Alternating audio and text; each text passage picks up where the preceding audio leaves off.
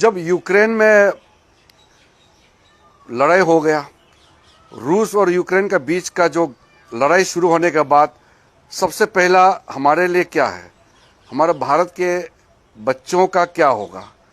लगभग 23,000 भारतीय बच्चे यूक्रेन में पढ़ रहे थे, उनका क्या होगा। तो ये मीडिया में भी चल रहे थे।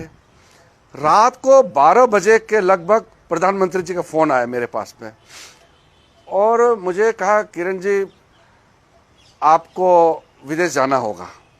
कहा कि यूक्रेन से बच्चों को निकालने का जो हमारा प्रयास है उसको हाईएस्ट लेवल तक ले जाना है।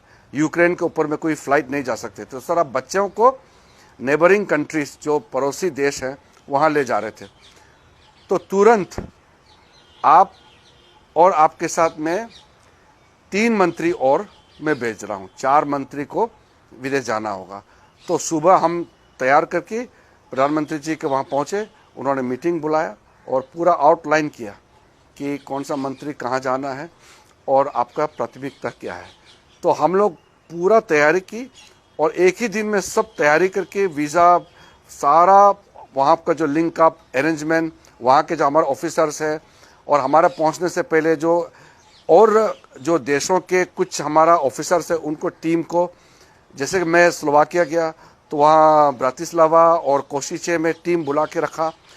कई एनजीओ से सबको संपर्क कर चुके, यानी कि मंत्री को तो भेजे, साथ साथ प्रधानमंत्री जी ने ये भी सुनिश्चित किया कि बाकी टीम भी रेडी हो जाए। इसलिए हजारों के संख्या में जो बच्चों को हमने वहाँ से लाए, ये उस देश में जो वहाँ के अधिकारी है, वहाँ के मंत्री है, वो खुद बताते थे कि इतना बड़ा ऑपरेशन सिर्फ भारत देश ने किया है।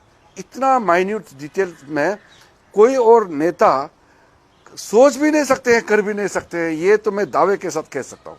लगातार इसलिए आपने देखा होगा हम लोग जो वहाँ विदेश में थे, हम लोग सब बिजी थे, सुबह रात दिन, और माइनस टेम्परेचर में हम लोग बच्चों को लेके रिसीव करना, फिर होटल में रुकवाना, खाना खिलाना, फिर उसका व्यवस्था करके भारत भेजना, स्पेशल एयरक्राफ्ट एयरफोर्स के प्राइवेट प्लेन्स के अरेंज करना, ये सारा जो है उसमें बिना किसी रोक टोक का इतना स्मूथली हम लोगों ने ऑपरेशन किया।